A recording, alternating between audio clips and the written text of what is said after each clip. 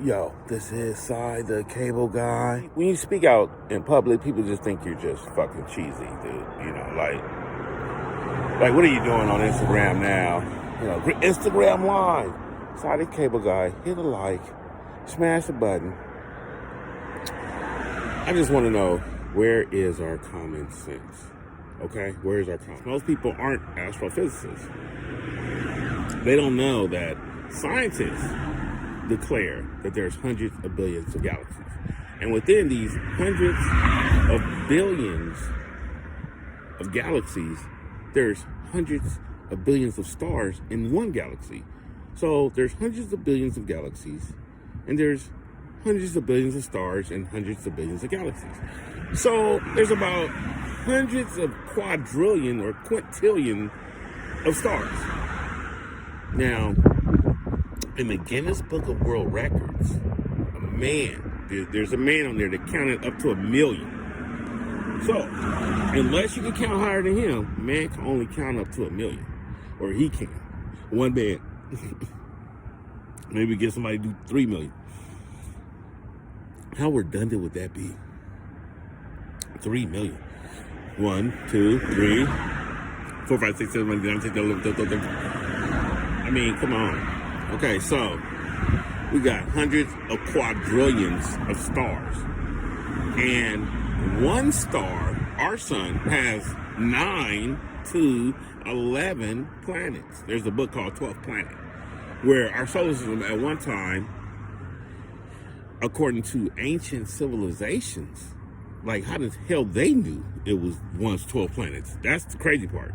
Like he figured out in the book, 12th Planet, he figured out it was 12 planets by being an archaeologist and discovering that ancient peoples, one of the ancient cities ever known to man, which is Sumer, was saying that there was 12 planets and one collided with another one, formed an asteroid belt in between Mars and Jupiter. One collided with another one, Tiamat collided with this other, Redo or something like that, Earth, and it formed the asteroid belt around Mars, between Mars and Jupiter. And that's the story that they had.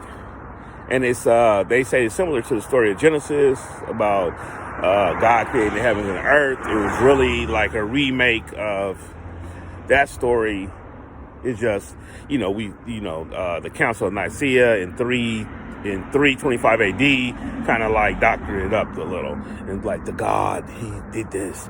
But my question is, where is our common sense? If it's that many stars, then it's a certain hundreds of billions of planets. It's really septillion amount of planets. And if you don't know the word septillion, it's million, then billion, then trillion, then quadrillion, then quintillion, then septillion. So it's just so vastly unconceivable to man. It's only a word. It's the word septillion. So we got all these planets, septillion planets. We can only count to 1 million. So it's literally out of our grasp of understanding. And you mean to tell me aliens don't exist? I mean, where's our common sense? Now in Sumer, they talked about how alien race biogenetically engineered us so we could mine their gold, so we could work for their gold. Now that makes sense in a lot of aspects, because ever since you were born, you're given the story of some mystical, magical God waving his hand and building the earth and the universe with his bare hands, or not so bare hands, with the spirit and the movement and something. And you know what I'm saying? It's just in the dirt created a man and the rib created a woman. That's a form of biogenetic. That's a form of cloning and biogenetics. I mean, in the scientific terms of today, like we can't deny science. Science is why I'm recording. Science is the YouTube channel. Science is your TV. Science is your cars, the engine, the mechanism of the engine. You have an engine, you put in gas. That's pure engineering right there. So along with your body, your heart, your liver. You can't survive without your liver. You can't survive without your kidneys. You can't survive without your heart. You can't survive without your skeleton. You can't survive without your, you can survive without your eyes. Some people got no lips, but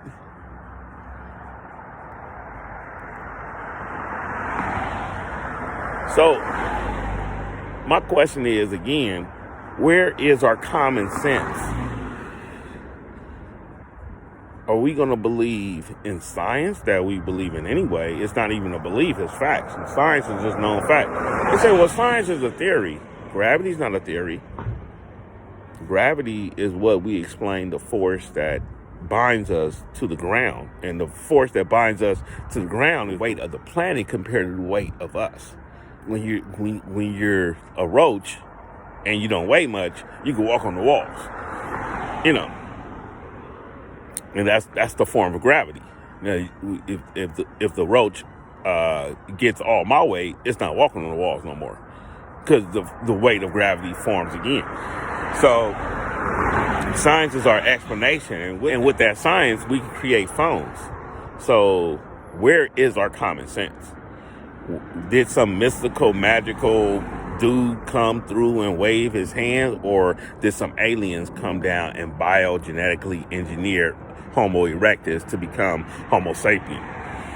And then we have ancient texts that literally tells us this. We don't have, like, the Bible is modern day kind of revised, and it's revised to their type of way of control. You know what I'm saying? Some God that you can't figure out, and it's so mysterious that he works in mysterious ways, and he did this and he did that, and he gave us language. Or did some alien race, biogenetically engineer it because they needed the gold for their atmosphere. They needed gold particles for their atmosphere so they could trap the heat, because their planet circles the sun every 36,000 years. And it's all explained in ancient texts. And then the ancient texts all around the world, the Mayan ancient texts, the Egyptian ancient texts, the Sumerian and Babylonian ancient texts, all says, the Hindu ancient texts, all says that aliens gave us language, even to write down what we was writing down. In the Sumerian text, it talked about marriage and divorce certificates. Come on, who even thought of that? We came from bones and hunters and gatherers and chasing down monkeys to marriage licenses. Come on, chasing down monkeys. I like that. What we was eating that then? Chasing down chickens. We was eating chicken back then. Chicken. That explains everything from don't eat poison ivy, but you can use these herbs to form a tea. Because come on, that's a lot of trial and error. We're going to look at the leaves. What leaf can I eat? No, that's a tree leaf. No, that's a weed. No, that's a rose. We can't eat that. What can we eat or produce tea with? The ancient Sumerians, and this is dated back, they say it dates back 6,000 years. And that's around the time when a lot of, in the 80s and the 70s and back in the days, they said that, God created the earth in 6,000 years. A day for God is 1,000 years for us. So it was created 6,000 years ago. And coincidentally, the Sumerian text is 6,000 years ago. So maybe they'll try and tell us something. But my question is, where is our common sense? Why are we just giving answers? When I was 5, I was given the answers of who was God, who was Jesus. That's the end of that. And I'm 5. How can I do the research? How can I even know what research is? How can I know? Let me read these 7 books and come to the conclusion myself. How can I do that? Why would they tell you at an early age, I'm Christian, you're Christian. I'm Muslim, you're Muslim. I'm Jew, you're Jew. And then you start to see stuff that don't make no sense, including a reptile that walks and talks. Why would they keep that in the Bible? Why didn't they edit that part out? You know, in the Bible, when they wrote the Bible, the Council of Nicaea in 325 AD in ancient Rome, when they got established as a religion, and before they got established as a religion, there was a cult.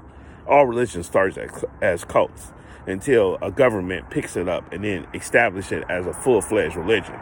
That is the definition of religion. So why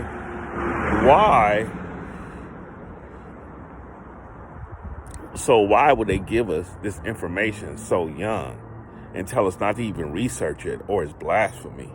They tell us don't even research it. And then when you research it, you realize that Christmas and Easter isn't even Christian holidays. They've been holidays long before, they've been celebrated long before Christianity became the full-fledged religion. And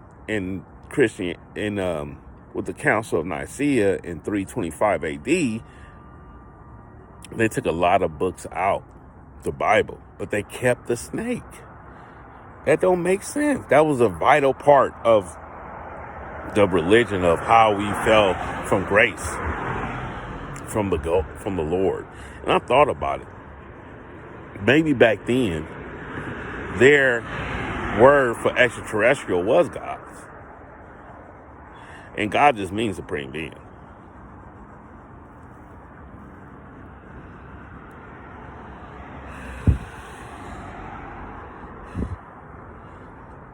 I mean, think about it.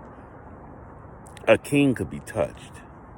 A lord could be touched. A boss could be touched, but not a God. A God couldn't be killed by a mortal man. Why is that? Do they have superior technology? Do they have superior vehicles? Do they have superior weaponry that no man could ever go against a God? And what is that? That's advanced technology. So where is our common sense? You know, because today we would rather believe in magic than super science, or as NASA would call pseudoscience. Why would NASA lie to us?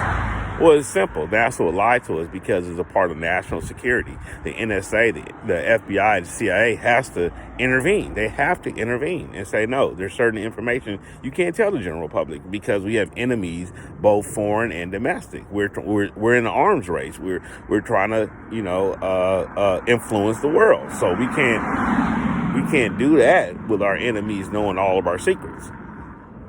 So that's where the politics come in. That's an example of how they can lie to you. They could literally lie to you and say, hey, this don't exist, this do exist.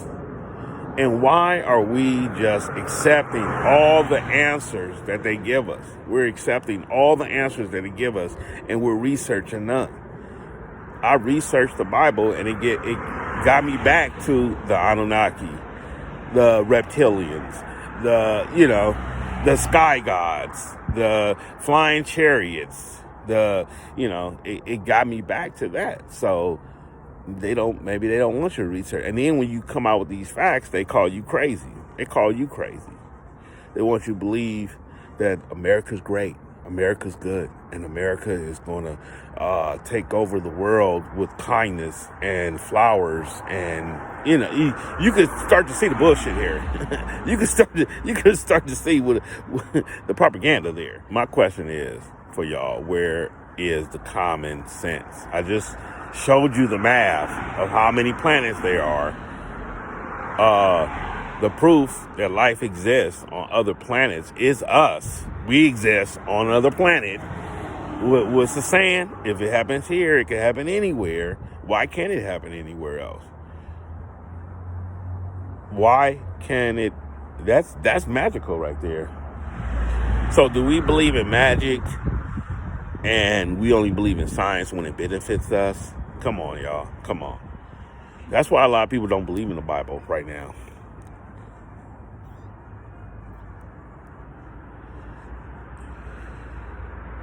Because it's so mystical and magical. Where is the common sense? Where is the science? Where's the common sense of it? Where's the science of it? The common sense is in the ancient text. In the ancient text, it talks about aliens biogenetically engineering us. And it's cold because aliens came down, they seen Homo erectus, they biogenetically engineered us, which means practically they mated with us or test tubed us, and then they send us to work mining gold, which we revere to this day, which they still need and we still have to collect to this day. So that's why it's still valuable right now. That's why gold is still valuable right now, because we still need to collect it for them. They're not there waiting to cut for us. No, they're long gone, and they're coming back, and they're going to expect their gold. And the rulers of this planet has their gold ready for them. So that's my take. Where is our common sense? Where's our ability to think? Why are we accepting the rulers of this planet's reality? And on that note, subscribe. I'm dropping jewels left and right. Peace. It's your boy, Side the Cable Guy, a.k.a. Saiforce, a.k.a. Black Cap, a.k.a. Doc Doom, a.k.a. Dark Psychosis. Peace.